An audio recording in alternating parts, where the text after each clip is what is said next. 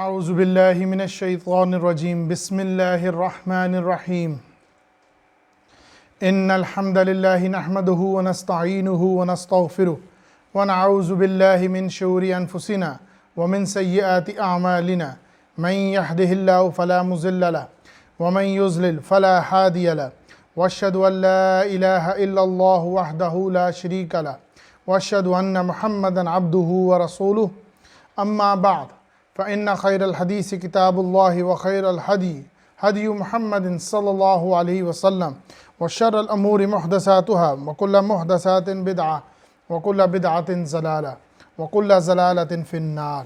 بسم الله الرحمن الرحيم.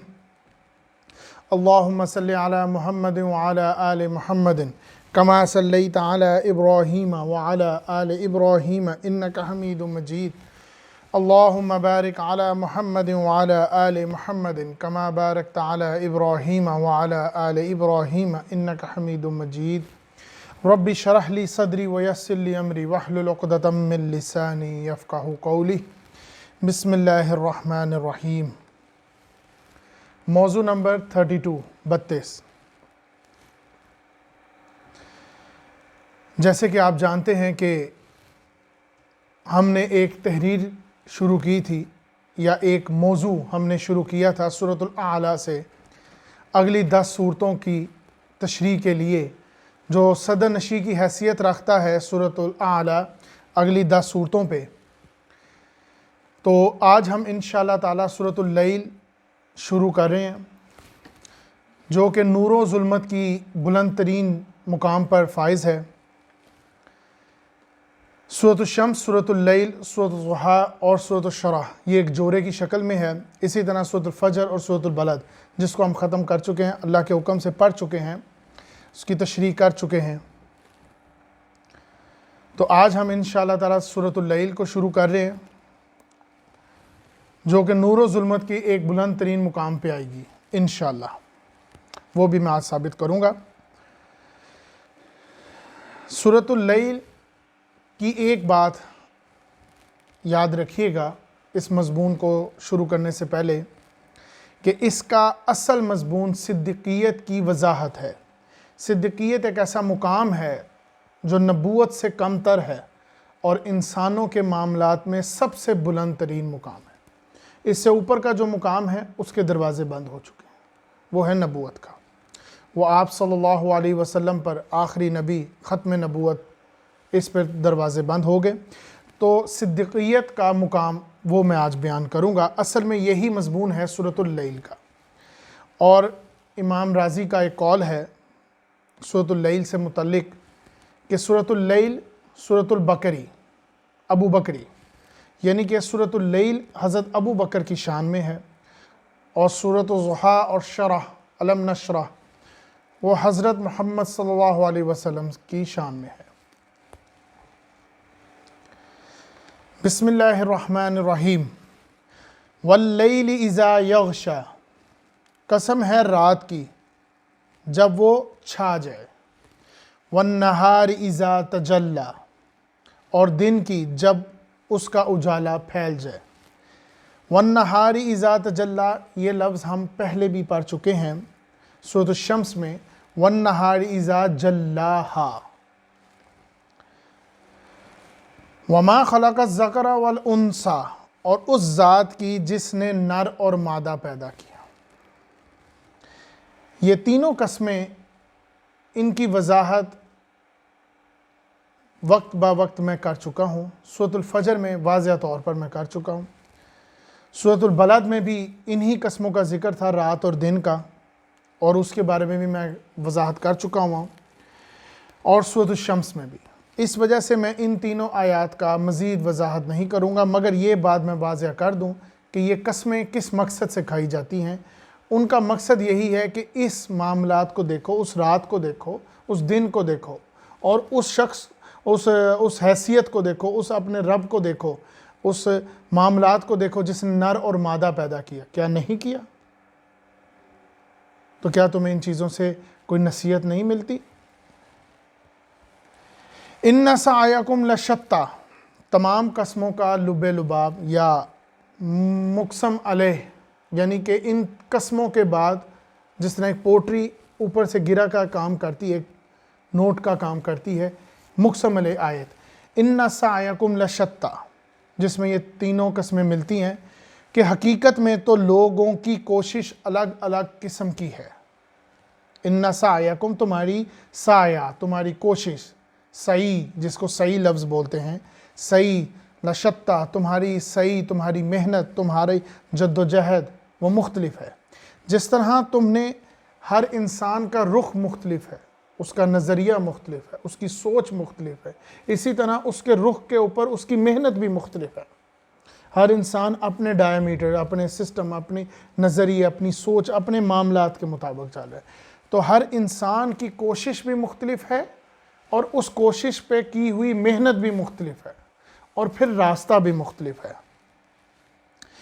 یہاں پر اصل میں یہ بات اشارہ کر رہی ہے اس بارے میں کہ تم لوگوں کو اللہ تعالیٰ نے فری چوائس دی ہے، تمہاری اپنی مرضی ہے کہ تم کس رخ کو لینا چاہتے ہو، کس رخ جانا چاہتے ہو۔ یہی بات سورۃ النجم میں بھی آئی ہے، آیت نمبر 39 اور 40۔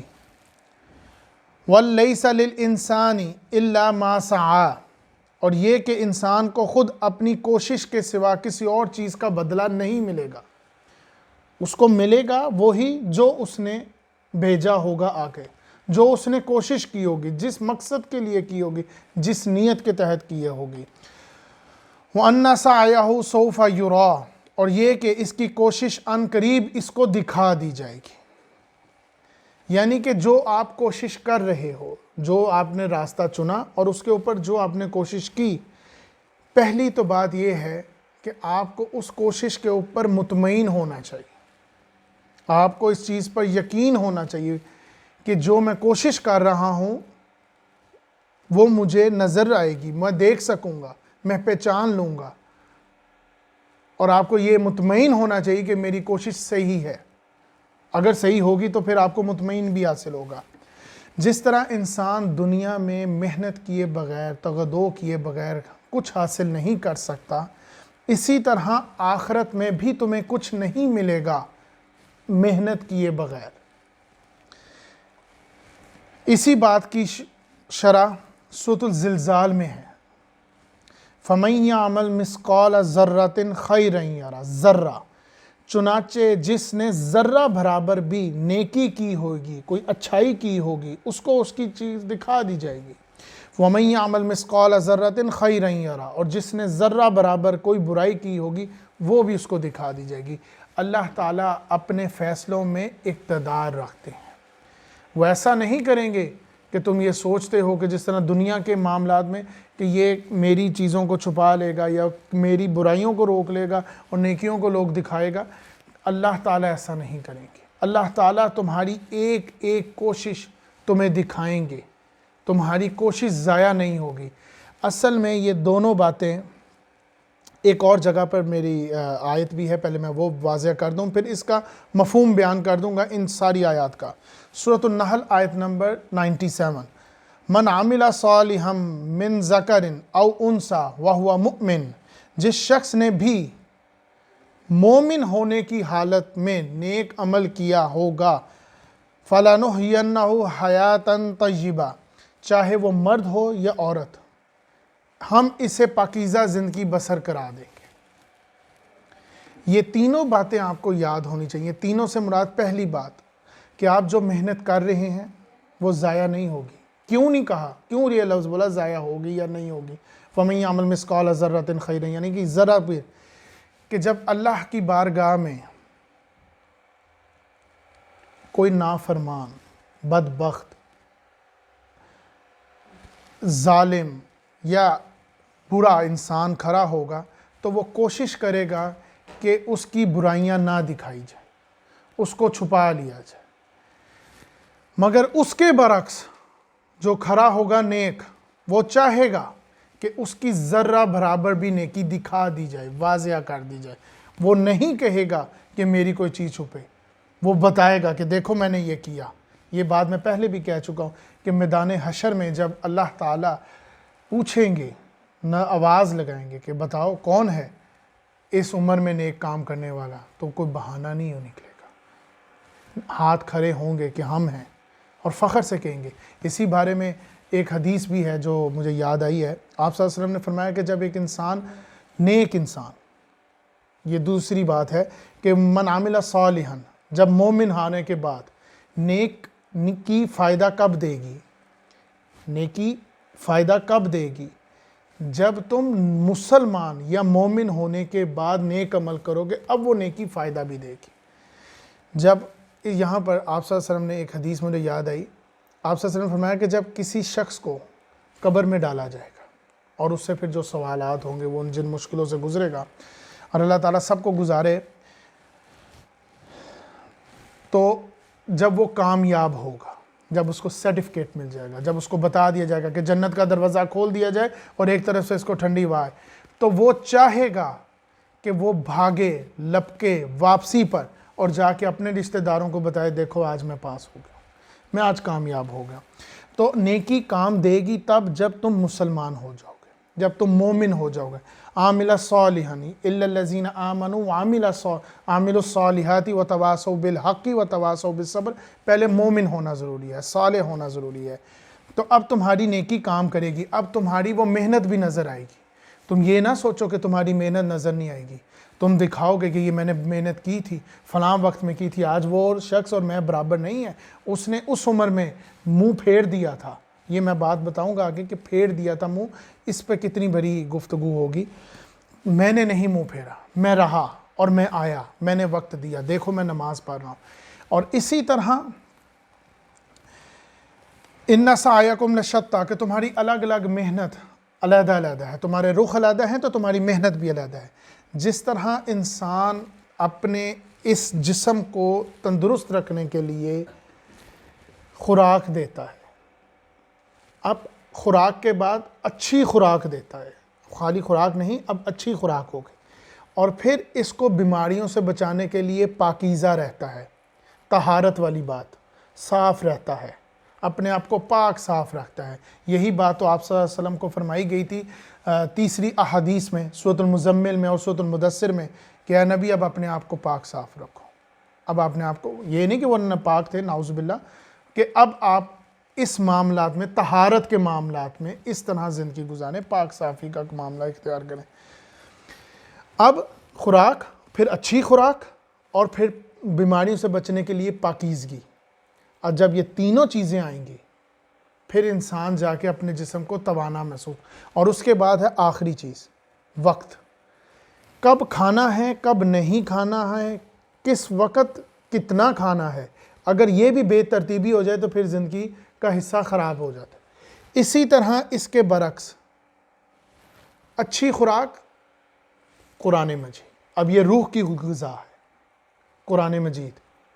قرآن مجید کے بعد جس طرح خوراک کے بعد بہترین خوراک قرآن مجید کے ساتھ نبی محمد صلی اللہ علیہ وسلم کی سیرت، بخاری شریف، مسلم شریف، اب ان دونوں کو جوڑ دیا جائے، اور اب اس کے بعد پاکیزگی جو تم اختیار کرتے ہو، پاک صاف رہتے ہو، وضو میں رہتے ہو، ایسے الفاظ نہیں بولتے جس سے وضو ٹوٹ جائے، ایسے کام نہیں کرتے جس سے روزہ ٹوٹ جائے، اور آخری چیز وقت والی بات، جو تم نماز ادا کرتے ہو وقت پر، اور وقت دیتے ہو اپنے دین کو سمجھنے کے لیے، کیونکہ قرآن مجید پڑھنا اور احادیث کو پڑھنا ایک علیحدہ بات ہے، ان کو سمجھنا ایک علیحدہ بات ہے۔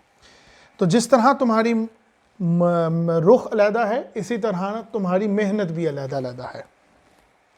اور یہ بات قرآن مجید میں بہت دفعہ آ چکی ہے کہ پہلے مسلمان، پھر نیکی تمہارا فائدہ دے گی، ورنہ تمہارا نیکی فائدہ نہیں کرے گی۔ اور مسلمان وہ جو اللہ کے احکامات پر عمل کرے، زبانی کلامی نہیں۔ اب جو تین صفات میں بیان کرنے لگا ہوں، کیونکہ جو رخ آئے گا، جو پہنچے گا، کیونکہ سورۃ اللیل کو میں نے 3 حصوں میں تقسیم کیا ہے، مقصد تاکہ بات آسانی طریقے سے سمجھ آ جائے۔ مقصد میرا یہی ہے کہ قرآن مجید لوگ پڑھتے ہیں، سنتے ہیں، عمل بھی کرتے ہیں، مگر آسان ہو تو سمجھنے میں بھی بات آسانی ہو جائے گی۔ یعنی آپ کو پتہ ہو کہ سورۃ اللیل میں کیا کہا گیا ہے، اس لیے اس کو 3 آسان درجوں میں نے تقسیم کیا ہے۔ جیسے سورۃ الشمس میں کیا کہا گیا ہے، سورۃ الفجر میں کیا گیا ہے، کچھ ایسی باتیں ہیں جو انسان نہیں سمجھتا تھا، کچھ لوگ ہیں جن کو عربی نہیں صحیح طرح آتی، ان کے تلفظ ٹھیک نہیں ہے، ترجمہ، تو وہ ان تفصیلوں کو پڑھ کر آسانی اختیار کر لیں۔ اسی طرح سورۃ اللیل کو میں نے 3 حصوں میں تقسیم کیا۔ پہلی بات ایمان کے بارے میں، رخ کے بارے میں، محنت کے بارے میں۔ دوسرا حصہ وہ محنت کیا ہے جو تمہیں پہنچائے گی نور و ظلمت کی بلند ترین مقام تک، جس کو ہم کافی دیر سے پڑھ رہے ہیں سورۃ الفجر میں سے، مطمئنہ نفس تک پہنچنے کے لیے، بلند مقام تک پہنچنے کے لیے۔ اور سورۃ اللیل کا بلند مقام جو میں بیان کروں گا، صدیقیت، یہاں تک پہنچنے کے لیے کن محنتوں سے گزرنا پڑے گا، کن گھاٹیوں سے گزرنا پڑے گا۔ جو لوگ پچھلے میرے بیانات سن رہے ہیں ان کو یہ سمجھ ہوگی گھاٹی کا کیا لفظ ہے، یہ بات سورۃ الفجر میں بیان کر چکا ہوں۔ تو ان کو کن گھاٹیوں سے گزرنا پڑے گا صدیقیت تک پہنچنے کے لیے، وہ 3 چیزیں کون سی اڈاپٹ کرنی پڑے گی، وہ 3 کون سے قدم ہیں جو لینے پڑیں گے، وہ 3 کون سی محنتیں ہیں جو پار کرنی پڑیں گی، وہ 3 صفات کون سی ہیں جو انسان اپنائے گا تو صدیقیت تک پہنچ پائے گا۔ اور یہ قرآن کا حکمت ترین، بہت عظیم ترین خزانوں میں سے ایک خزانہ ہے جو اب آگے بیان ہوگا۔ وہ 3 صفات کون سی ہیں جو انسان کو پہنچائیں گی بلند ترین؟ اب انہی کا منفی حصہ بھی آئے گا آگے، جس طرح +1 +2 +3 ہے، اسی طرح -1 -2 -3 ہے۔ جیسے انسان بلندی کی طرف جاتا ہے صدیقیت تک پہنچنے کے لیے، اسی طرح اس کا منفی معاملات بھی ہے، جو پہنچے گا اشقا تک، سب سے بدترین تک۔ کسی چیز کی بھی اہمیت تب واضح ہوتی ہے جب اس کا متضاد سامنے ہو، جیسے کہ ہم اکثر بیان سنتے ہیں، جملہ سنتے ہیں کہ جب وہ تھا، جب وہ دیتا تھا، جب وہ کرتا تھا، جب وہ نظر آتا تھا تب تو ٹھیک تھا، جب وہ نہیں ہے اب اس کی اہمیت نظر آ رہی۔ اسی طرح نیک معاملات میں بھی ایسی ہے، جیسے نیک شخص تو برا شخص، تب ہی ہمیں اندازہ ہوگا کہ نیکی کا بلند ترین مقام کیا ہے۔ جب ہم عذاب کو دیکھیں گے تو پھر ہم دوسری طرف جنت کے اس درجوں کو بھی دیکھیں گے۔ اسی طرح جس طرح رات اور دن کا معاملات بار بار آتا ہے، وَاللَّيْلِ إِذَا يَغْشَىٰ وَالنَّهَارِ إِذَا تَجَلَّىٰ، اسی طرح وَالشَّمْسِ وَضُحَاهَا وَالْقَمَرِ إِذَا تَلَاهَا، اسی طرح وَالْفَجْرِ وَلَيَالٍ عَشْرٍ وَالشَّفْعِ وَالْوَتْرِ۔ جس طرح رات اور دن میں تم متضاد دیکھتے ہو، رات خاموش، سکون، آرام، اندھیرا، فجر روشن، چل پھر، محنت، جد و جہد، تو یہ متضاد آپ دیکھو گے۔ اسی طرح حضرت کفال کا قول ہے، امام راضی نے نقل کیا ہے کہ سورۃ اللیل اصل میں سورۃ الابی بکری ہے، اور سورۃ الضحیٰ اور سورۃ الشرح سورۃ محمد ہے، یعنی کہ سورۃ اللیل حضرت ابو بکر صدیق رضی اللہ عنہ کی شان میں ہے، یہ ان کی شان بیان کرتی ہے، یا یہ کہہ لیں کہ ان شارٹ ورڈ کیا ہے سورۃ اللیل کو سمجھنا، حضرت ابو بکر صدیق کی شان۔ سورۃ الضحیٰ اور سورۃ الشرح حضرت محمد صلی اللہ علیہ وسلم کی شان، یہ ان کا قول ہے اور جو بلند ترین قول ہے۔ اسی طرح ایک بات یاد رکھیے گا، جس مقصد سے ہم چل رہے ہیں اپنی تحریر کے ساتھ، سورۃ الاعلیٰ اگلی 10 صورتوں پر صدر نشین کی حیثیت رکھتی ہے، کیونکہ ایک ایک آیت اگلی صورتوں کو روشن کرتی ہے۔ تو ہم سورۃ الاعلیٰ کی جس آیت کو پڑھ رہے ہیں، کیونکہ ہم جو مضمون اصل نقطہ نظریے سے گزرنے والا ہے، نقطہ مقام تک پہنچنے والا ہے، یہ بتانا ضروری ہے۔ سورۃ الاعلیٰ کی آیت قد افلح من تزکاہا، اس کی تشریح ہم کر رہے ہیں سورۃ اللیل میں، کہ فلاح اس نے پائی جس نے اپنی پاکیزگی اختیار کی، جس نے پاکیزگی اختیار کی، جس نے تزکیہ اختیار کیا۔ قد افلح، فلاح اس نے پائی، من تزکا، جس نے تزکیہ اختیار کیا، جو اس کی شرح چلے گی۔ اور قد خواب من دساہا، جس نے نامراد وہ جو دھس گیا، گھس گیا اپنی ہی برائیوں میں، اپنی ہٹ درمی میں، اپنی ناکامی میں۔ یہ 2 آیت کی شرح سورۃ اللیل میں ہم دیکھیں گے۔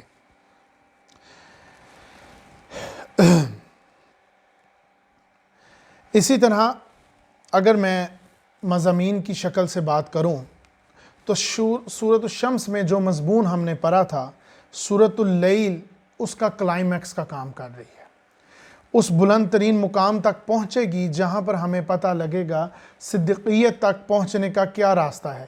وہ جو محنت سورۃ الشمس میں ہم نے شروع کی تھی، سورۃ الفجر سے سورۃ البلد اور سورۃ البلد سے سورۃ الشمس تک، اس محنت کا راستہ ہم نے دیکھا، اس روشنی کی کرن جو سورۃ البلد میں ہم نے دیکھی، اس حالات میں جب حج کا مقام تھا۔ وہ قسمیں جو یاد رکھیے گا، ایک یاد دہانی کے لیے میں ساری باتیں بتا رہا ہوں تاکہ آپ کے اندر وہ نظریہ جڑ جائے۔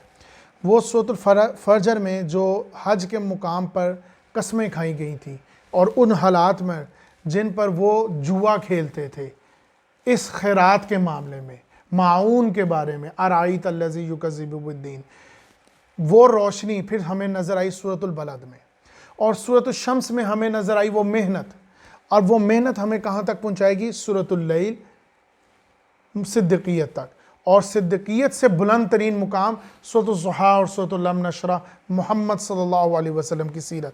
تو یہ ایک تدریجاً معاملہ ہم دیکھ رہے ہیں بڑھتا ہوا جو پہنچے گا اوپر تک۔ تو اب وہ محنت کیا ہے؟ کیونکہ اب یہ معاملہ اینڈ تک پہنچ رہا ہے، تو وہ محنت ہے فَأَمَّا مَنْ أَعْطَى وَاتَّقَى۔ پہلے میں اعطا اور واتقى، اس میں دو محنتوں کا ذکر ہے، وہ میں پہلے بیان کروں، پھر آیت کا ترجمہ بیان کروں گا تاکہ آپ کو سمجھ آئے۔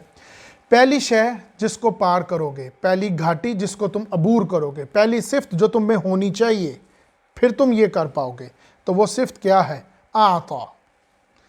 سب سے پہلے بیس لائن، تم ایمان والے ہو، صالح ایمان ہو، مسلمان ہو، اللہ کے احکامات پر عمل کرتے ہو، دین اسلام کی بنیادوں کو جانتے ہو، اور پھر تم رسائی کرو گے، آتا دو گے، اللہ کے راہ پہ خرچ کرو گے۔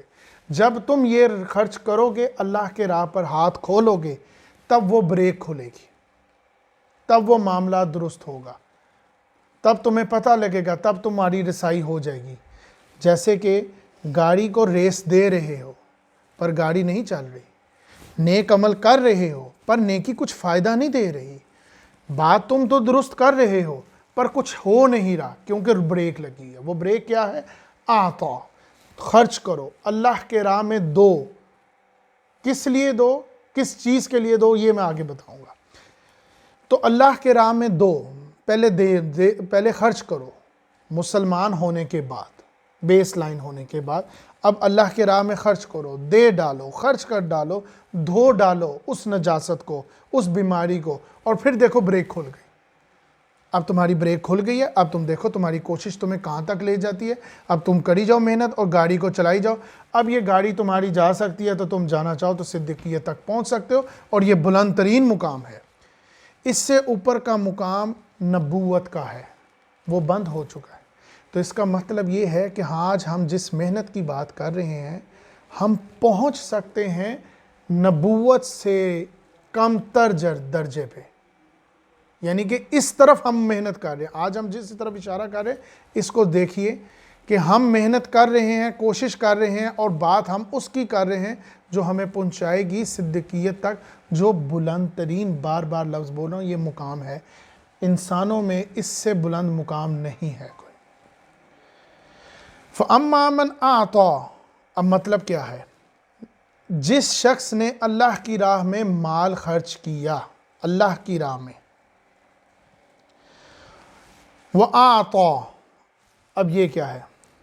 دوسری شے تم میں ہونی چاہیے، کیا؟ تقوی۔ تمہارے اندر اخلاقی قانون موجود ہو، کس چیز کا؟ نیکی اور برائی کو سمجھنے کا، کہ یہ نیکی ہے اور یہ برائی ہے۔ تم جانتے ہو کہ غلط کیا ہے، تم جانتے ہو کہ برائی کیا ہے، اور پھر تمہارے اندر وہ نفس لوامہ زندہ ہو، وہ پودا زندہ ہو جو تمہیں نیکی کی طرف بلاتا ہو اور بدی سے روکتا ہو۔ یہ تمہارا نفس اندر ہو، تم جانتے ہو، تمہارے اندر وہ نفس زندہ ہو کہ غلط کیا ہے، اور پھر پھونک پھونک کے تم قدم چلتے ہو۔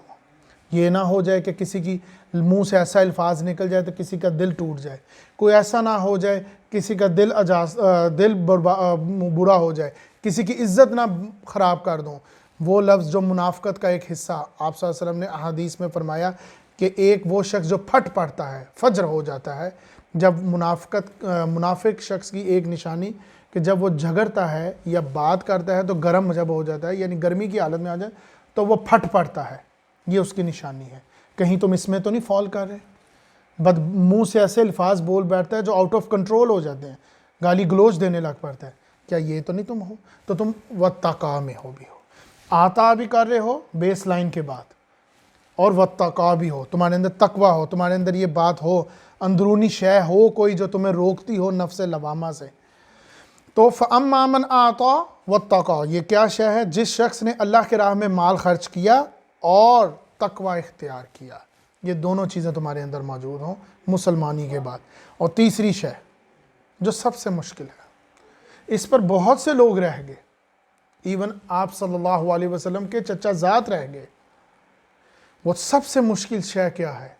تم نے دیکھ لیا کہ تم مسلمان ہو، تم نے اپنا لیا، کلمہ پڑھ لیا، اب تم نے اللہ کی راہ میں کھول دیے، NGOs بھی کھول دیے، دیگیں بھی دے دیں، جو تم دے سکتے تھے خرچ کر دیا، لوگوں کے لیے کیا، اور واتقا بھی ہے، تم جانتے ہو، یہ تو تمہارے اندر جبلی ہدایت ہے جو میں آگے بیان کروں گا، یہ تو تمہارے اندر بائی ڈیفالٹ چیزیں موجود تھیں، تم نے دیکھا کہ یہ برا ہے، یہ بات غلط ہے، یہ تو ایک کافر بھی جانتا ہے کہ جھوٹ بولنا غلط بات ہے، زیادتی کرنا، چیٹنگ کرنا غلط ہے، وہ جانتا ہے، تو تم بھی جانتے۔ اور سب سے مشکل چیز کیا آتی ہے؟ اب جب تمہیں پتہ ہے، اب تم کھڑے ہو جاؤ، کس بات پر؟ وَصَدَّقَ بِالْحُسْنَى، کہ سب سے اچھی بات کو دل سے مان لینا، سب سے اچھی بات کو خالی مان لینا نہیں، سب سے اچھی بات کو دل سے مان لینا، اپنا لینا۔ پہلے تو میں یہ بتا دوں، حسنہ کے اندر بہت سے قول ملتے ہیں، کلمہ تو حسنہ، کلمہ تو طیبہ، لا الہ الا اللہ محمد رسول اللہ، یہ بلند ترین ہے۔ اس کی مثال یہ ہے، وصدق بالحسنى کی مثال کچھ یوں ہے جو آسان لفظوں میں کر دوں، کہ جب آپ کسی کے ساتھ بحث کر رہے ہو یا گفتگو کر رہے ہو یا کسی بات پر ڈیبیٹ کر رہے ہو، کسی ایک بات کو منوا رہے ہو، تو آپ کو یہ محسوس ہو کہ مخالف کی بات تو دلیل ہے، مخالف کی بات میں دم ہے، اور وہ دلیل بھی مضبوط ہے، وہ بات بھی صحیح کر رہا ہے۔ اب آپ کے آگے دو راستے ہیں، کیا آپ کو پتہ لگ گیا کہ میری بات کمزور ہے، میری دلیل مناقص ہے؟ پہلی بات کہ آپ مان لیں کہ بھائی غلطی ہو گئی، میں مان گیا ہوں، تمہاری بات زیادہ بہتر ہے، تمہاری دلیل زیادہ مضبوط ہے، میں مانتا ہوں تمہاری بات زیادہ بہتر ہے۔ ایک تو یہ بات ہے، اور دوسری بات نہیں، میں نہیں مانوں گا۔ اب اندر کی انا کیا کہتی ہے اس کو؟ نہیں، لڑو اور لڑو، بحث کرو۔ اچھا تمہاری دلیل کمزور ہے، ہاں، تو پھر زور لگاؤ، اونچے ہو جاؤ، بلند ہو جاؤ، چیخو پکار کرو، اس پر غالب آ جاؤ۔ دلیل کمزور ہے تو کیا ہوا؟ آواز اونچی کر لو، بات نہیں ماننی۔ یہ ہے جاہلیت، ہٹ درمی، یہ ہے وصدق بالحسنى سے منہ پھیرنا، کہ کوئی بات دل کو لگ جائے، کوئی بات دل کو پہچان لے، جبکہ تم دیکھ چکے ہو، واتقا میں تم دیکھ چکے ہو نیکی کیا ہے، بدی کیا ہے، اب تمہارا دل اراض نہ کر رہا ہے، بات سے بھاگ رہا ہے، بچ رہے ہو، بات مان گئے ہو کہ دل صحیح ہے، یہ بات دل کو لگ رہی ہے، گواہی دے رہا ہے دل، پھر اس سے بھاگ رہے ہو۔ جو شخص پہلے دو قدم پار کر گیا وہ تو ٹھیک ہے، مگر جو تیسرے قدم میں رہ گیا، وہ صدق بالحسنى سے وہ رہ گیا، وہ ختم ہو گیا، وہ خالی ہو گیا۔ اور جو دوسرے قدم میں رہ گیا وہ اشقا تھا، جس میں تقوی نہیں، جس کے اندر حس موجود نہیں، جس نے اپنے نفس کو دبا دیا ہے اس قبر کی طرح، جو میں نے پہلے بھی مثال دی تھی، جو اپنی بیٹیوں کو جاہلیت کے دور میں لوگ اپنی بیٹیوں کو بےعزتی سمجھتے تھے اور اس کو زندہ دفن کر دیتے تھے، بےعزتی سمجھتے تھے نا، بےعزتی محسوس کرتے تھے، یہ شرم ہے، اس کو کیسے دبائیں، یہ تو چل رہی ہے، پھر رہی ہے، نظر آ رہی ہے شرم، اب اس شرم کو کیسے چھپاؤں، تو وہ دفن کر دیتے تھے۔ تو تم بھی کہیں اپنے نفس کو کہیں دفن نہ کر دینا اپنے قلب کی قبر میں، تو جس میں تقوی بھی نہ ہو وہ اشقا ہے، شکی ہے، وہ شکی ہے۔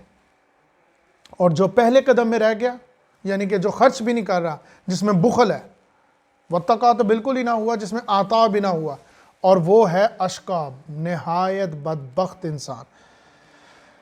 اب ابو بکر کی کیا شان ہے ان معاملات میں، وصدق بالحسنی میں؟ حضرت ابو بکر صدیق عرب کی ہرارکی میں، جو عرب کے اندر جو طبقات تھے ان کے اندر سب سے حساس طبقے پر فائز تھے۔ قتل کے مقدمے میں خون بہانا کتنا ہے یہ فیصلہ حضرت ابو بکر کرتے تھے، جبکہ آپ صلی اللہ علیہ وسلم کے پاس دنیاوی معاملات کی بات کرنا، نبی محمد صلی اللہ علیہ وسلم کی شان کیا اور ان کی بلندی کیا، کہاں نبی اور کہاں عام بندہ، مگر عالم اسباب کے اندر دنیاوی لحاظ کے معاملے میں آپ صلی اللہ علیہ وسلم کے پاس عرب میں کوئی عہدہ نہیں تھا، کوئی عہدہ موجود نہیں تھا، لیکن نبی محمد صلی اللہ علیہ وسلم سے بڑی دلیل کس کی ہو سکتی ہے؟ کون دے سکتا ہے بڑی دلیل؟ کس کی بات ہوگی بڑی؟ اسی اعتبار سے آپ صلی اللہ علیہ وسلم نے فرمایا کہ جب بھی میں نے کسی کے آگے دعوت اسلام رکھا، دعوت دین رکھا، تو کسی نے کچھ نہ کچھ ضرور کہا، کچھ تھوڑی سی کمی دکھائی، کچھ نہ کچھ کہا ضرور، سوائے ابو بکر صدیق کے۔ میں نے ان کے آگے دعوت رکھی تو انہوں نے سوچا بھی نہیں کہ وہ کس عہدے پہ فائز ہیں، تو آپ صلی اللہ علیہ وسلم فرماتے ہیں کہ میں نے دعوت پیش کی اور انہوں نے فوراً قبول کر لی، کیونکہ بات دل کو لگ گئی تھی، بات سمجھ میں آ رہی تھی کہ یہ بہتر ہے، یہ ایسے ہی ہے۔ تو بغیر کسی قسم کے آپ نے یہ کہا لیا۔ دوسری بات، حضرت ابو بکر صدیق کے پاس اپنا ذاتی مال تھا، کسی کا نہیں تھا، کہیں سے نہیں آیا تھا، ان کا اپنا ذاتی مال تھا، جبکہ محمد صلی اللہ علیہ وسلم کے پاس اپنا کوئی مال نہیں تھا، وہ تو ان کی بیوی حضرت خدیجہ کا لوگ کہتے ہیں کہ ان کا ہی تھا، تو انہی کا ہی چل رہا تھا، ان کا اپنا کوئی مال نہیں تھا۔ مگر حضرت محمد صلی اللہ علیہ وسلم کی دلیل سے بڑی کس کی دلیل، حضور سے بڑی کس کی دلیل ہو سکتی ہے؟ تو میں نے جس کے آگے بھی کوئی نہ کوئی دعوت رکھی تو کچھ نہ کچھ اس نے توافق کیا، کوئی نہ کوئی بات کی، مگر سوائے ابو بکر صدیق کے۔ تو یہی ہے تصدیق بالحسنی، کہ تصدیق کر لینا، اچھی بات کو مان لینا دل سے بغیر کسی رکاوٹ کے، کوئی انا نہ آئے، کوئی نفس نہ آرے آئے، تو یہی ہے وہ اصل بات، وہ صدق بالحسنی، جس پر فائز ہیں حضرت ابو بکر صدیق، کہ دل کو مان لینا۔ اور انسان کہاں فال کرتا ہے؟ خود چیک کرنا ہے، دیکھو، خود اپنے آپ کو انالیسس کرو کہ آتا ہے، دیتے ہو مال، اللہ کے راہ میں خرچ کرتے ہو مسلمان ہونے کے بعد، واتقا ہے، کیا نیکی اور برائی میں تمیز ہے؟ ہاں ہے، تو صدقہ بالحسنی نہیں ہے۔ کیوں؟ بات نہیں جل رہی، ایمانداری نہیں ہو رہی۔ کیوں؟ جب تمہیں پتہ ہے کہ نیکی کرو گے تو یہ پاؤ گے، برائی کرو گے تو یہ گھٹاؤ گے، پھر بھی تم اس پہ چل رہے ہو، اس کا مطلب دل نہیں مانتا، تم دل سے عمل نہیں کر رہے، دل سے نہیں مان رہے۔ فَنُيَسِّرُهُ لِلْيُسْرَىٰ، تو ہم نے اس آرام کی منزل تک پہنچانے کے لیے اس کو تیار کر دیا۔ جب تم نے یہ طے کر لیا وصدق بالحسنی، جس میں یہ تینوں صفتیں آ گئیں، ابھی یہاں بات ہو رہی ہے اس محنت کی، آتا آ گئی، واتقا آ گئی، صدقہ آ گئی، ہاں گئی، تو پھر ہم نے اس کے لیے وہ آرام کی منزل جو تھی اس کے لیے اس کو تیار کر دیا۔ مطلب یہی وہی بات ہے جس میں ایک یاد رکھیے گا وہ درجہ، وہ تدریجاً معاملہ، فَمَهِّلِ الْكَافِرِينَ أَمْهِلْهُمْ رُوَيْدًا، کہ تم نے عزم کیا، تم نے چاہا، عزم کیا کہ میں یہ کام کروں، تو اللہ تعالیٰ نے عزم قبول کیا، اللہ تعالیٰ نے بھی عزم کر لیا، ٹھیک ہے، ہو جا۔ پھر اللہ تعالیٰ نے تمہیں توفیق دے دی اس کام کو کرنے کی، پھر توفیق کے بعد تمہارے اندر وہ موافقت پیدا کر دی تمہارے مزاج کے ساتھ اس کام کو کرنے کی۔ اس کی کیا مثال؟ کہ یہ پہاڑ تمہیں لگ رہا تھا مشکل، پر یہ پہاڑ جب تم ایک قدم چلے تو یہ پہاڑ مشکل نہ لگا، ایک نیکی کے بعد 10 نیکیاں آسان، 10 کے بعد 100 نیکیاں آسان۔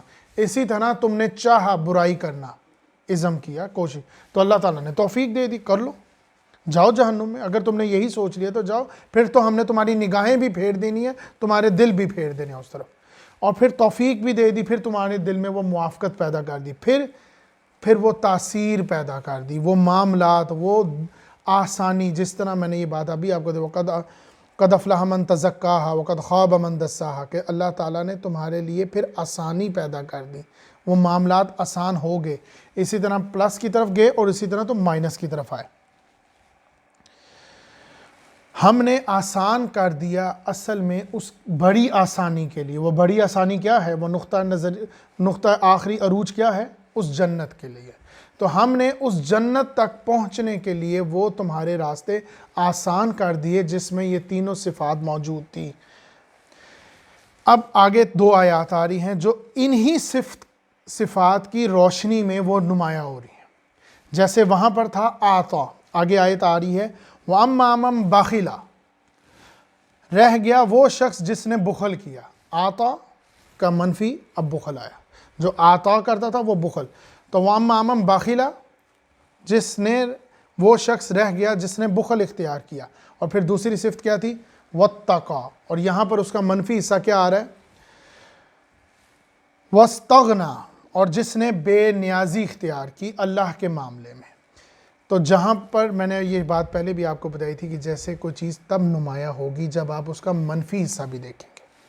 تو جیسے آتا واتقا وصدقا بالحسنى، آتا واتقا، یہاں پر ہے وَأَمَّا مَن بَخِلَ وَاسْتَغْنَى.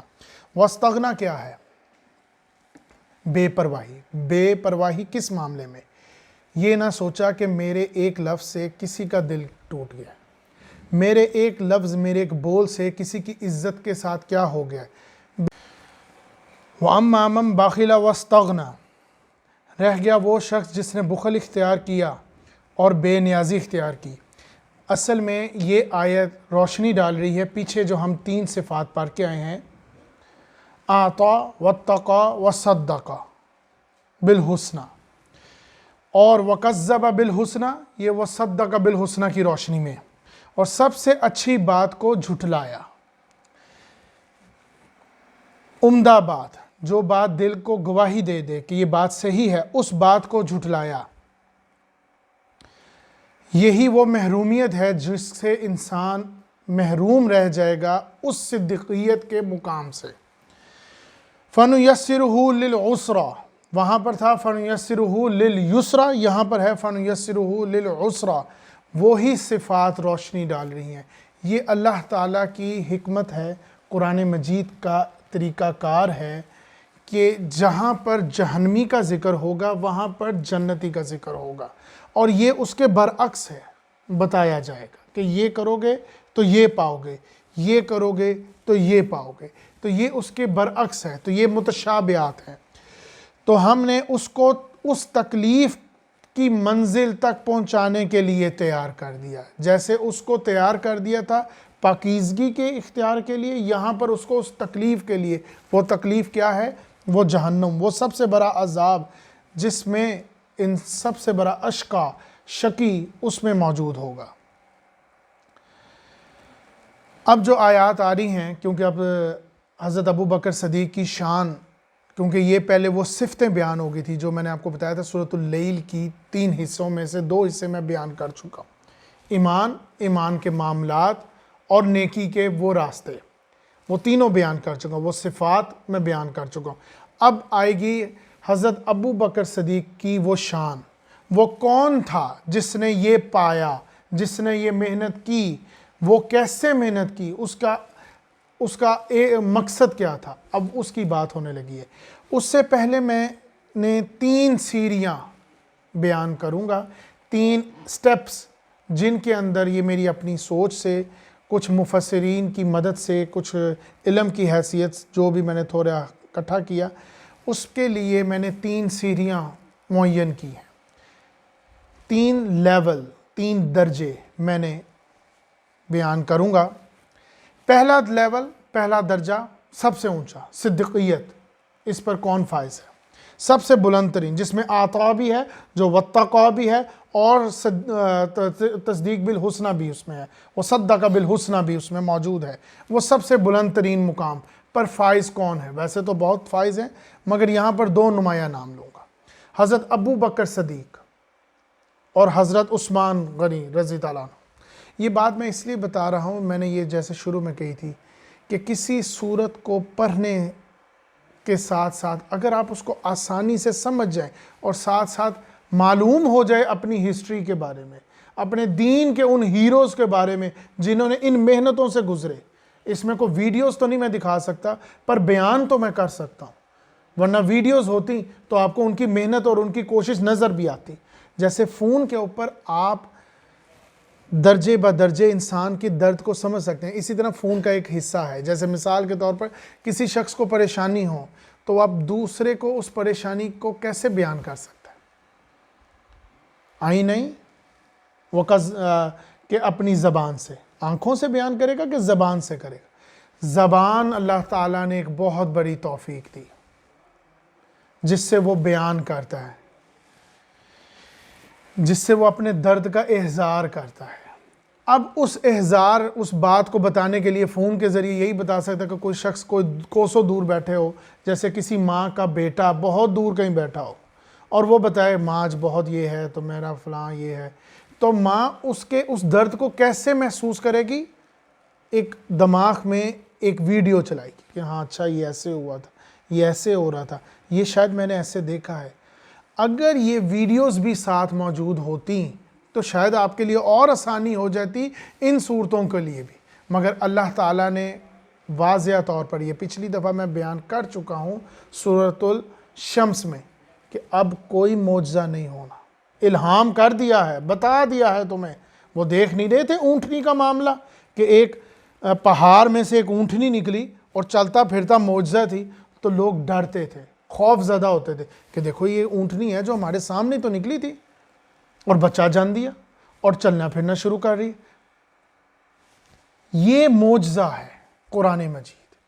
اس کو سمجھنے کے لیے بھی اس تاثیر تک پہنچنا پڑے گا، اپنے قلب کی اس روشنی کو جگانا پڑے گا کہ یہ بات کس کس انداز میں ہو رہی ہے.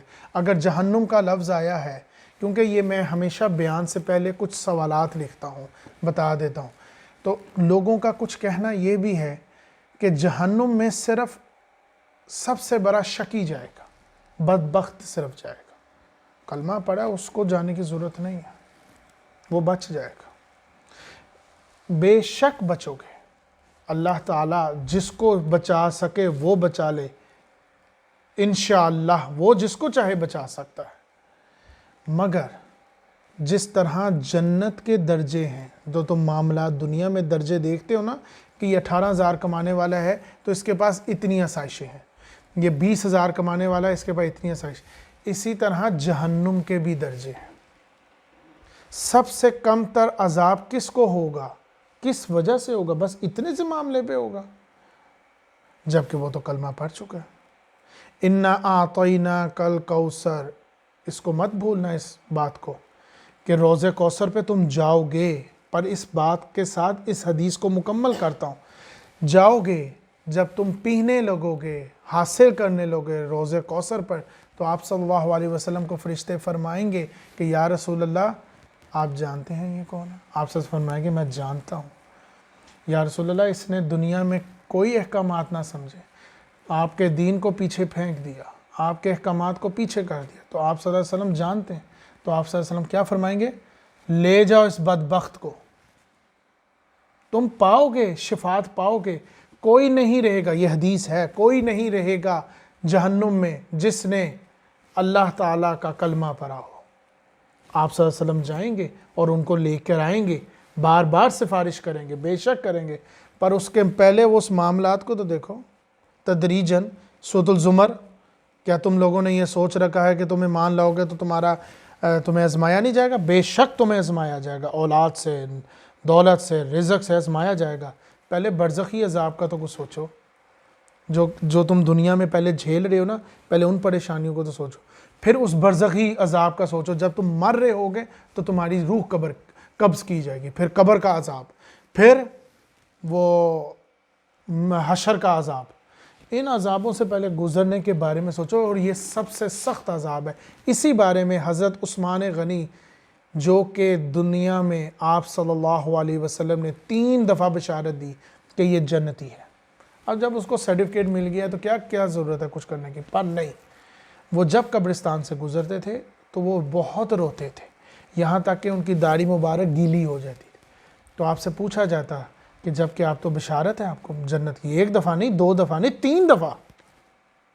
تو آپ آگے سے فرماتے تھے کہ میں نے ان کانوں سے سنا ہے، میرا نبی کہتے تھے کہ جو شخص اس منزل سے پار ہو گیا اس کے لیے ساری منزلیں آسان. یہ منزل بہت مشکل ہے.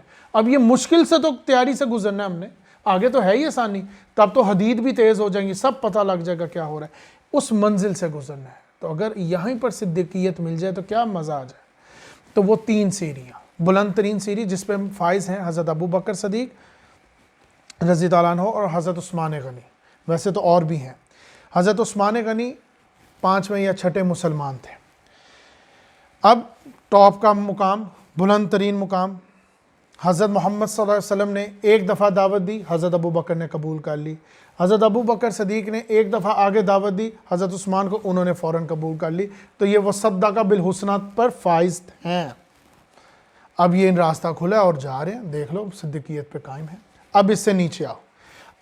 یہ آپ کو بیانات جو بھی حضرات کے آپ سنتے ہیں یا مجھ سے یا جن سے بھی, ان کا مقصد آپ کی اصلاح کرنا ہے, آپ کو بتانا ہے کہ یہ پرابلمز ہیں, کس جگہ پر آپ فال کر رہے ہو. آپ میں آتا ہے دیکھ لو کتنی ہے, واتقا ہے تو دیکھ لو کتنا ہے, وصدق بالحسنی نہیں ہے, منہ پھیر رہے ہو, بے نیازی اختیار کر رہے ہو, وکذب بالحسنی میں جا رہے ہو, تو دیکھ لو کہاں فال کرتے ہو. یہ سیڑھیاں فال کروانے کی والی بات ہے کہ دیکھو کہاں کھڑے ہو. کہیں تمہارے جیسے ہم بولتے ہیں, کہیں جب تم ہائپر ہو جاتے ہو تو کہیں جلدی ہائپر تو نہیں ہو رہے, اور جب تم جلدی ہائپر ہو جاتے ہو کیا منہ سے غلط الفاظ تو نہیں نکالتے, بدتمیزی تو نہیں کرتے, ایسے الفاظ تو نہیں نکالتے جس سے دوسرے کی عزت خراب ہو جائے. تو فال ہے. تو ایک کم درجہ کیا ہے جس پر فائز ہیں ابو طالب اور موت بن عدی. ابو طالب حضرت محمد صلی اللہ علیہ وسلم کے چچا, انہوں نے کیا کہا. اب دیکھو کتنے بڑے جگہ پر فائز ہیں, حضرت محمد صلی اللہ علیہ وسلم کے چچا. ہم تو سوچتے ہیں کہ جو نبی کو دیکھ لیا وہ تو پار ہو گیا, جس نے ان کی آواز سن لی وہ پار ہو گیا. یہ ان کے چچا ہیں. اب ان کے بارے میں سنو کہاں پر فال کر رہے ہو آپ. بھتیجے, جو تم بات کہہ رہے ہو, جو تم دین بتا رہے ہو, تمہارے اس دین سے سچا دین کوئی اور نہیں ہے, میں مانتا ہوں اس کو, پر میں ایمان نہیں لاؤں گا. کیوں؟ اگر میں آج ایمان لے آیا تو عرب کی عورتیں تانا ماریں گی, وہ کہیں گی کہ ابو طالب موت سے ڈر گیا. تو دیکھو کہاں رہ گی بات. یہی بات تم آج کے دور میں دیکھو, دنیا کیا کہے گی. میں نے اگر نقاب کر لیا تو دنیا کیا کہے گی. وہ کمرے میں پڑے ہوئے کپڑے کہاں جائیں گے میرے, اب کس کو میں دکھاؤں اپنا وہ بن ٹھن کے, اپنے خامد کو, اس کو تو نہیں میں دکھا رہی, اس لیے تو میں فحاشی کا معاملہ کر. اب اسی طرح مرد, اب میں یہ کس کو دکھاؤں, یہ جو میں بے حیائی کا معاملہ کر رہا ہوں, یہ اقتداری معاملہ کر رہا ہوں. اس کی بڑی مثال جو آج کل ہم دیکھتے ہیں مگر روکتے نہیں ہیں نا. کیوں؟ وصدق بالحسنی سے محروم ہے کہ پتہ آگے خوراک پڑی ہے, کھانے کا دسترخوان لگا ہے, کس کو دکھایا جائے. اب اس کی تصویریں اترتی ہیں, اب اس کو شائع کیا جاتا ہے. کوئی شاید ایک شخص ہو, پتہ نہیں کون ہو, کہیں وہ دیکھ لے اور کہہ دے ہائے کیا بات, ساری محنت تمہاری مٹی میں چلی گئی. وہ بات یاد نہیں آپ صلی اللہ علیہ وسلم نے کیا فرمایا تھا, جب کچھ خوراک لے کر آؤ, کچھ پھل وغیرہ جب لے کر آؤ تو تم اپنے ہمسایوں کو بھی دو, ورنہ ان کے چھلکے مار باہر مت پھینکنا, کہیں یہ نہ ہو کہ ہمسائے کا بچہ باہر آ کے کہے کہ کاش یہ ہمارے کا. تو کتنی بدبختی ہے, منع فرمایا. اور تم شائع کرتے ہو, خوراک کے ڈھیر آگے لگاتے ہو اور ان کی تصویریں اتارتے ہو, اور تم میں کوئی ایک ہے جو واتقا دیکھتا ہے, تو اس کو پتہ یہ بات غلط ہے پر وہ کہہ نہیں رہا, خاموش ہے. تو اس کا مطلب وہ محروم ہے وصدق بالحسنی سے. تو ابو طالب کا یہ حال. اب موت بن عدی کون تھے؟ موت بن عدی حضرت محمد صلی اللہ علیہ وسلم جب طائف سے واپس آئے تھے تو مکہ میں داخل کیسے ہوں, کیونکہ مکہ میں یہ فیصلہ ہو چکا تھا دار النجوہ میں, کیونکہ حضرت محمد صلی اللہ علیہ وسلم کے چچا ابو طالب انتقال پا چکے تھے, اب کوئی رکاوٹ تھی نہیں. تو دار النجوہ میں فیصلہ ہو گیا تھا کہ محمد کو قتل کر دیا جائے.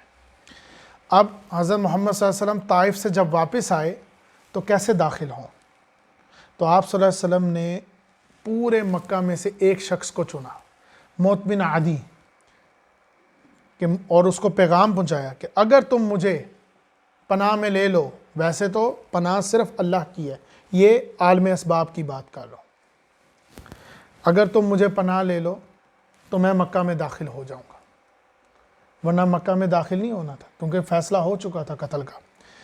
تو دیکھو کتنی بڑی بات ہے کہ پورے مکہ میں ایسے شخص کو چنا گیا۔ اسی شخص کے بارے میں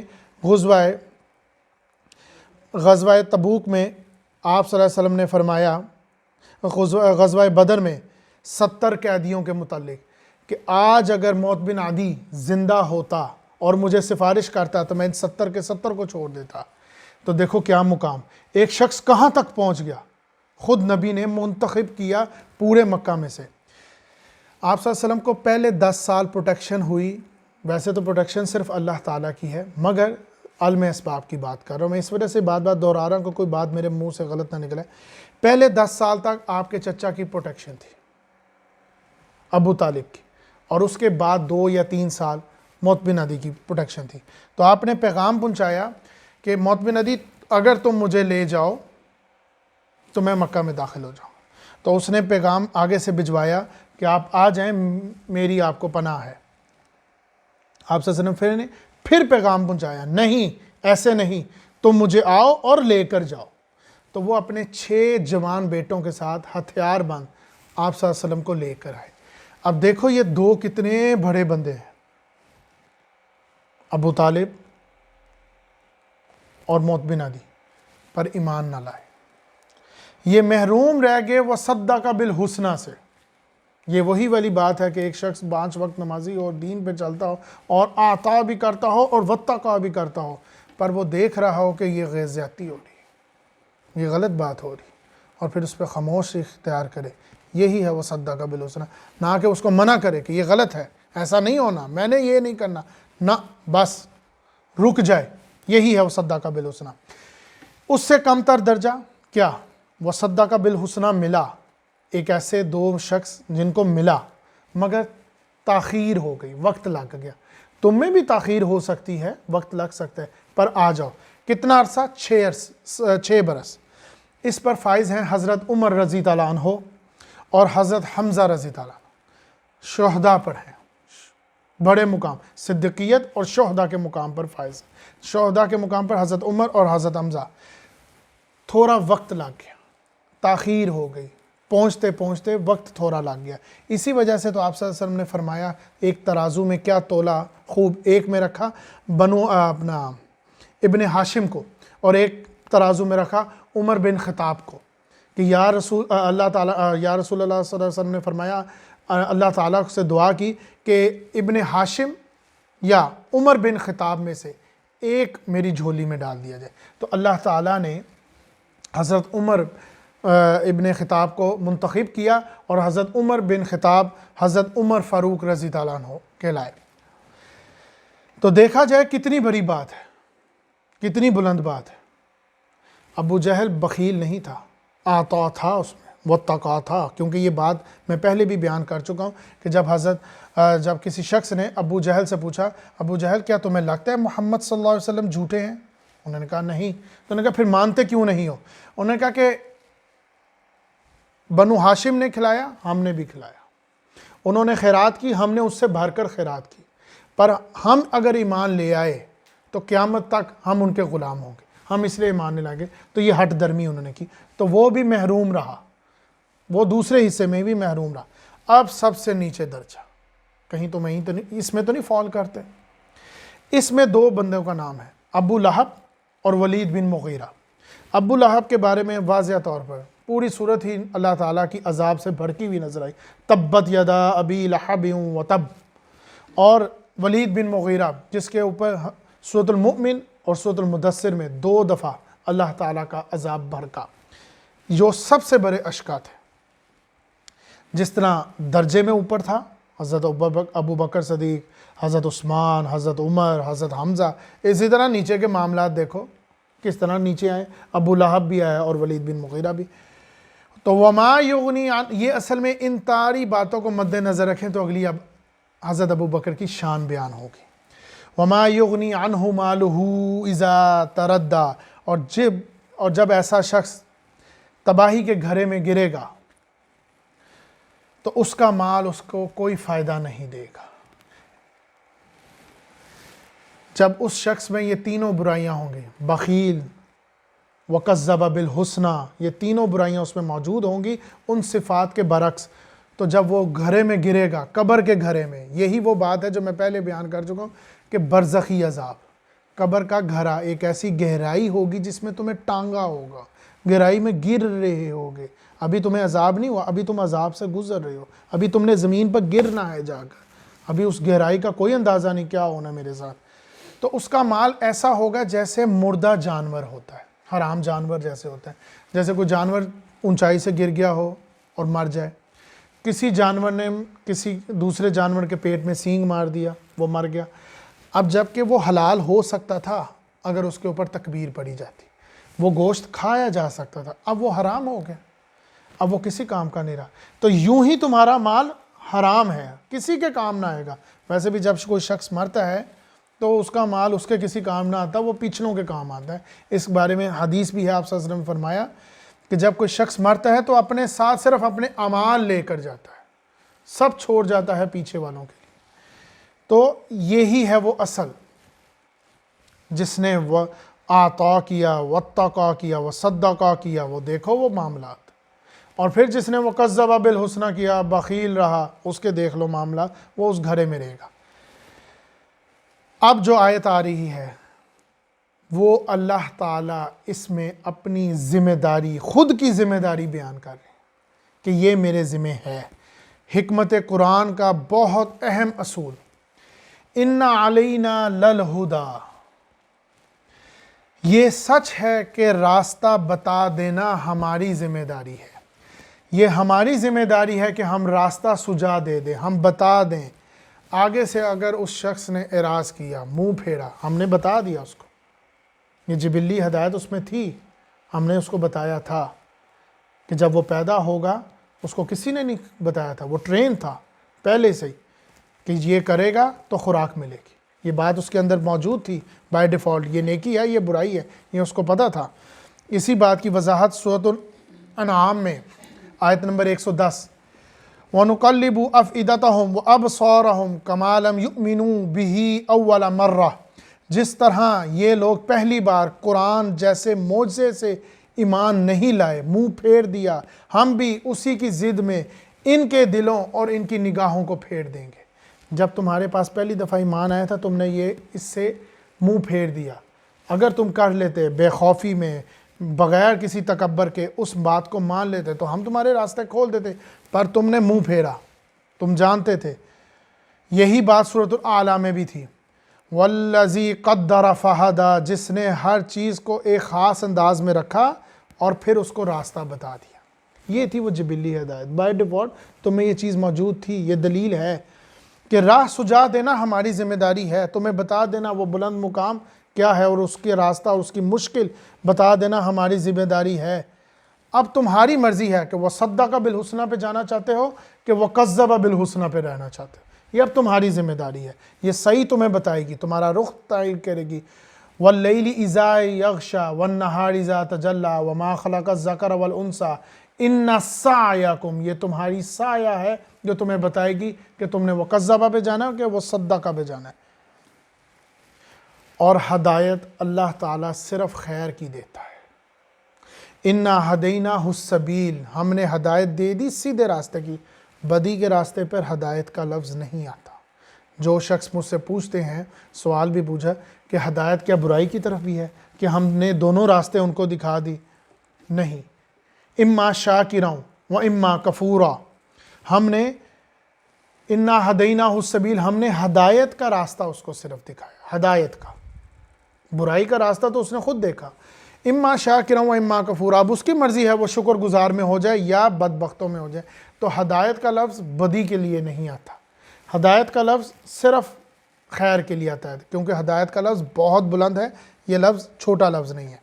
تو ان علینا للہدی، تو راہ سجا دینا ہماری ذمہ داری ہے۔ وَإِنَّ لَنَا لَلْآخِرَةَ وَالْأُولَى، اب یہ بھی سچ ہے کہ وہ آخرت اور دنیا کا یہ بھی سچ ہے کہ آخرت اور دنیا ہمارے قبضے میں ہے، وَإِنَّ لَنَا لَلْآخِرَةَ وَالْأُولَى، آخرت اور دنیا دونوں ہمارے قبضے میں ہے۔ چوائس تمہاری ہے، تم کر سکتے ہو، مرضی تمہاری ہے، پر مت بھولو اس پر قدرت ہماری ہے، اس دنیا اور آخرت پر ہماری ملکیت ہے اور ہمارا ہی کنٹرول ہے، ہمارا ہی اقتدار ہے، یہ مت بھولنا۔ تم اگر بھاگنا چاہو تو بھاگ جاؤ، دکھاؤ تو تم پاؤ گے ہر جگہ اللہ کی حد کو۔ فَأَنذَرْتُكُمْ نَارًا تَلَظَّىٰ، لہٰذا میں نے تمہیں اس بھڑکتی ہوئی آگ کے بارے میں آگاہ کر دیا۔ فَأَنذَرْتُكُمْ، میں نے آگاہ کر دیا، نَارًا تَلَظَّىٰ، اس بھڑکتی ہوئی آگ کے بارے میں۔ تلظیٰ بھڑکتی آگ، یہ لفظ ہم پہلے بھی سن چکے ہیں میرے بیانات میں۔ اِنَّهَا لَظَّىٰ نَزَّاعَةً لِلشَّوَىٰ، وہ ایک بھڑکتی ہوئی آگ، نزاعۃ للشوا، جو تمہارے کھالوں کو ادھاڑ دے گی، ادھیڑ کے رکھ دے گی، پگھلا کے رکھ دے گی، نزاعۃ للشوا۔ اصل میں یہ لفظ اس لیے بولا گیا ہے بھڑکتی ہوئی آگ کیونکہ آگے اشکا کا لفظ آ رہا ہے۔ ایک وہ تزکیہ ہے جو ایک عام انسان کا ہے، اس کے ساتھ کئی معاملات جڑے ہیں، وہ پہلے کیا تھا اب کیا ہے، جیسے اکثر لفظ بولتے ہیں کہ پہلے اپنے گریبان میں جھانک لو پھر ہمیں ہدایت دینا، یہ اکثر بولتے ہیں۔ اور ایک وہ ہے جو خود نبی محمد صلی اللہ علیہ وسلم کا ہے، پہلے انبیاء اور ان انبیاء میں سب سے بلند ترین حضرت محمد صلی اللہ علیہ وسلم وہ بیان کر رہے ہوں، پاکیزہ، باغ، بے داغ۔ اب جو ان کی بات سے منہ پھیرے گا وہ ہوگا اشقا، وہ سب سے بڑا بدبخت ہوگا۔ تو ہم نے تمہیں اس بھڑکتی آگ کے بارے میں بتا دیا، کل کو تم ہمیں بلیم نہیں دے سکتے۔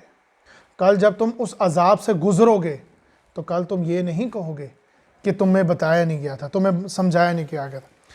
لا یصلاھا الا الاشقا، اس آگ کے بارے میں جو بدبختوں کے لیے تیار ہے، وہ بھڑکتی ہوئی آگ جو تیار ہے ان لوگوں کے لیے جنہوں نے اللہ کے احکامات کو منہ پھیر دیا، اللہ کے احکامات سے منہ پھیر لیا۔ الذی کذب وتولی، جس نے حق کو جھٹلایا اور منہ پھیرا۔ وصدق بالحسنی سے تو راہ ہی تو رہا، مگر منہ پھیرا حق کی بات سے، وہ جانتا تھا یہ غلط ہے۔ وَسَيُجَنَّبُهَا الْأَتْقَى، اور اس جیسے شخص کے لیے پاکیزگی اختیار کرا دی، پاکیزہ راستہ، پرہیزگار شخص کے لیے اس معاملات سے اس کو دور کر دیا۔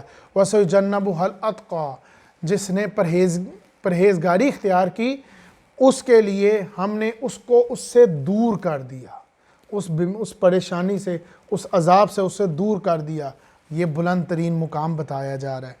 الذی یؤتی مالہ یتزکیٰ، جو اپنے مال پاکیزہ معاملات میں خرچ کرتا ہے۔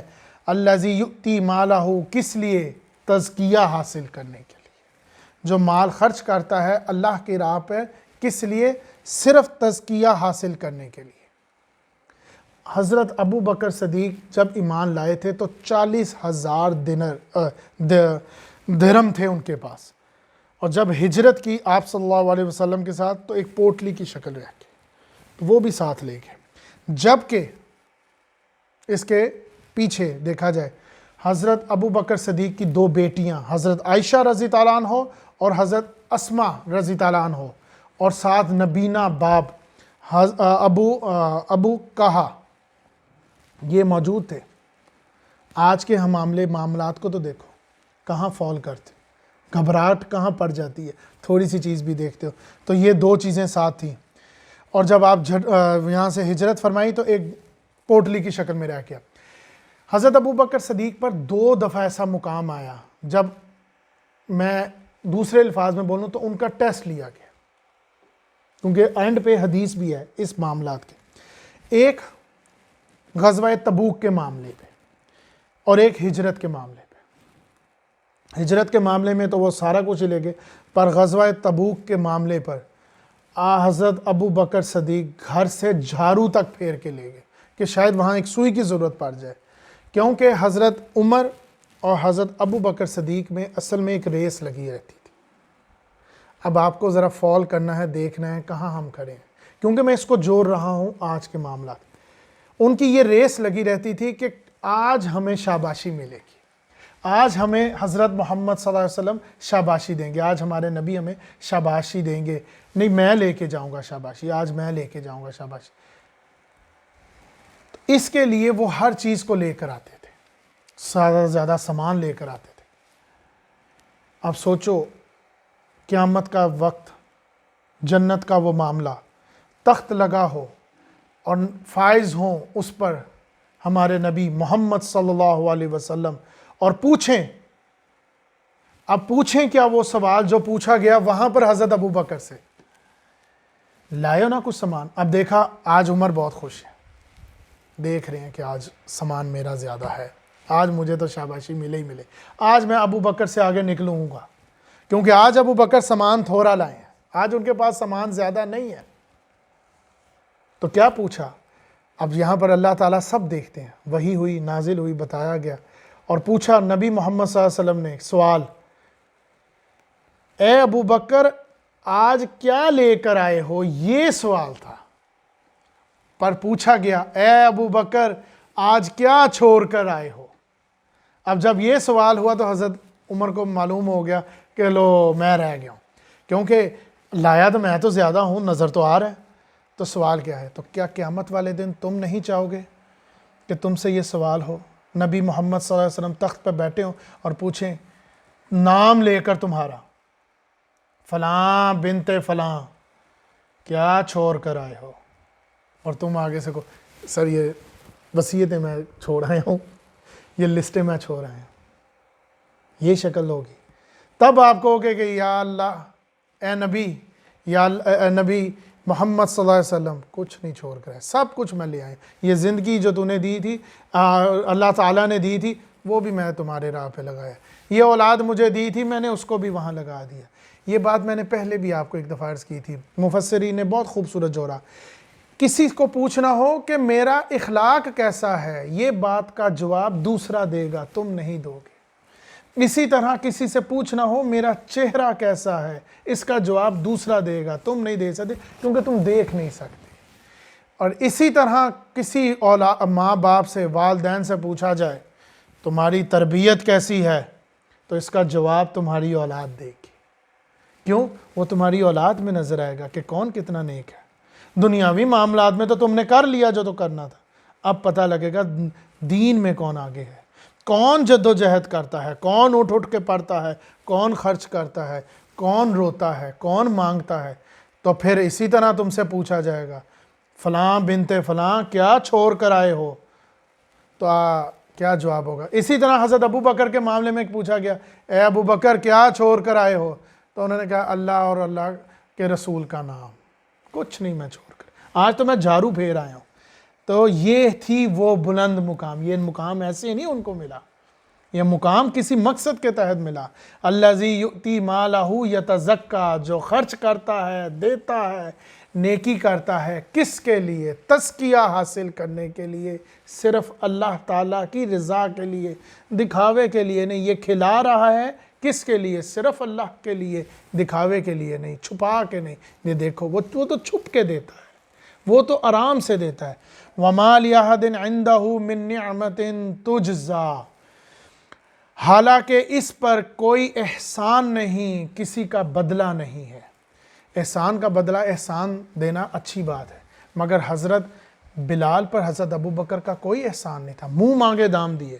تو حضرت ابو بکر صدیق رضی اللہ عنہ دیتے تھے صرف تزکیہ حاصل کرنے کے لیے، منہ مانگا انعام، کسی کا احسان نہیں تھا، کسی کی صرف رضا تھی، اللہ تعالیٰ کی جزا حاصل کرنی تھی، صرف اللہ کی۔ اگلا وہی بات آ گئی، إِلَّا ابْتِغَاءَ وَجْهِ رَبِّهِ الْأَعْلَىٰ، البتہ وہ صرف اپنے اس پروردگار کی خوشنودی چاہتا ہے، اس کی شان چاہتا ہے جس کی شان سب سے بلند ہے، وہ دیتا ہے۔ کیا تم دیتے ہو صرف اللہ کی شان کے لیے؟ تم تو دکھاوا کر رہے ہو۔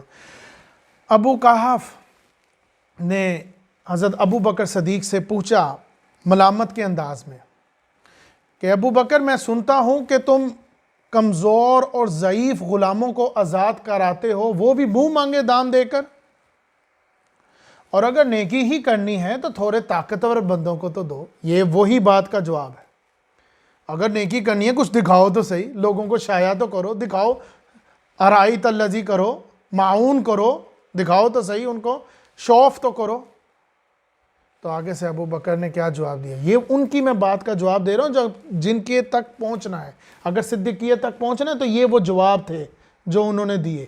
تو انہوں نے آگے سے جواب دیا، اے ابا، ابا اصل میں عربی کے اندر کسی عزت کے معاملے میں دیا جاتا ہے، اے ابا، محبت کے انداز میں لفظ بولا جاتا ہے۔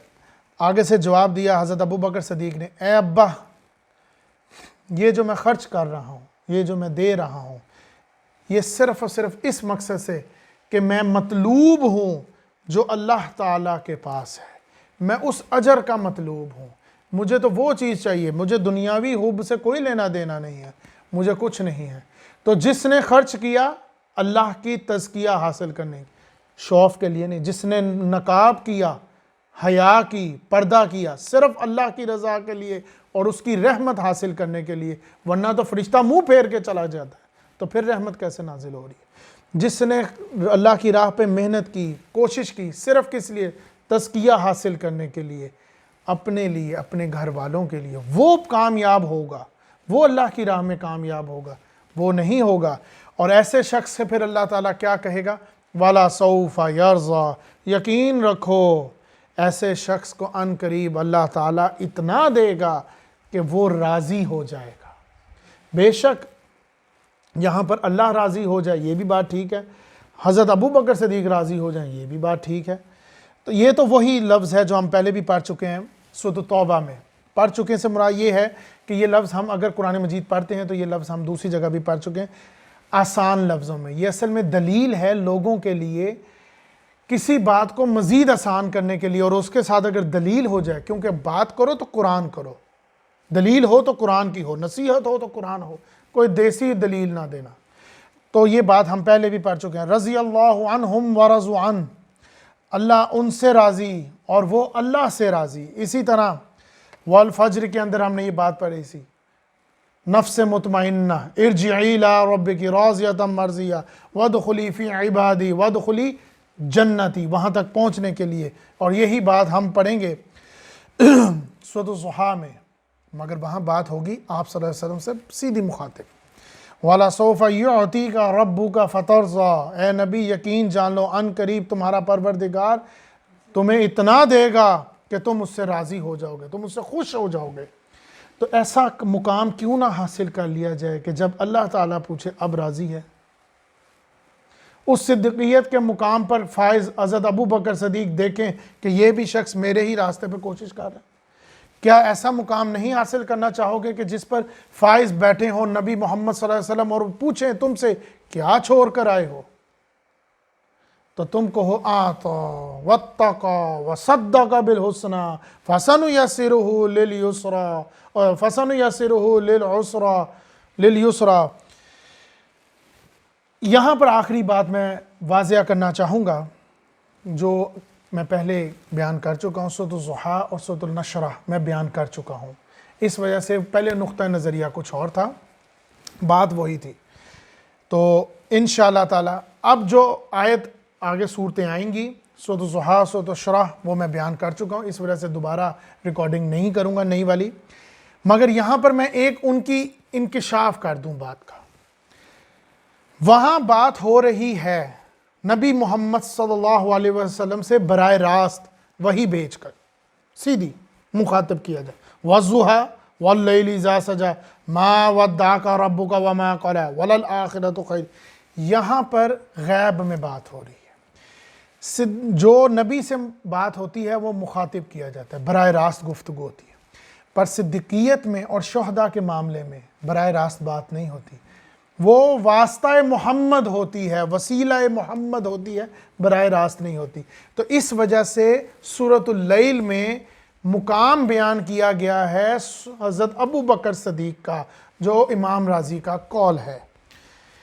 تو یہاں پر گفتگو ہے اور شان بیان کی گئی اور وہ محنت بتائی گئی، کس کی؟ حضرت ابو بکر صدیق کی، اور آگے جو آ رہی ہے وہ محنت، کیونکہ اب ظاہر سی بات ہے صدیقیت سے بلند مقام کون سا ہوگا؟ نبوت کا، اور وہ تو دروازہ بند ہو گیا، پر اس کی شان وہاں معاملات سود و شرع میں ہوگا۔ تو اللہ تعالی ہمیں بھی ایسی محنت کی توفیق عطا فرمائے جس کے اندر ہم اس صدیقیت تک پہنچ سکیں، اور اللہ تعالی ہمیں وہ مقام اور وہ محنت کے راستے ہمارے لیے آسان کرے جو ہم وہاں تک پہنچ سکیں، اور ان بھرے بھرے ہمارے دین کے جو ہیروز ہیں ان کی ان معاملات کو اور ان کی محنت کو سمجھ سکیں کہ انہوں نے صرف اللہ کی رضا کے لیے، وَلَا سَوْفَ يَرْضَى کے لیے، صرف ان کی رضا کے لیے اللہ تعالی ہمیں بھی فائز کرے، اور اعطا اور واتقا اور خاص کر وصدق بالحسنى تک پہنچنے کی توفیق عطا فرمائے، اور ہمارے دل میں وہ موافقت، ہمارے معاملات اور مجاز میں وہ موافقت پیدا فرمائے تاکہ ہم دین کو سمجھ سکیں اور اس پہ عمل کر سکیں اور بچ سکیں وَكَذَّبَ بِالْحُسْنَى سے۔ بارک اللہ لی ولکم فی القرآن العظیم ونفعنا وإیاکم من آیات و ذکر الحکیم۔ السلام علیکم ورحمۃ اللہ وبرکاتہ۔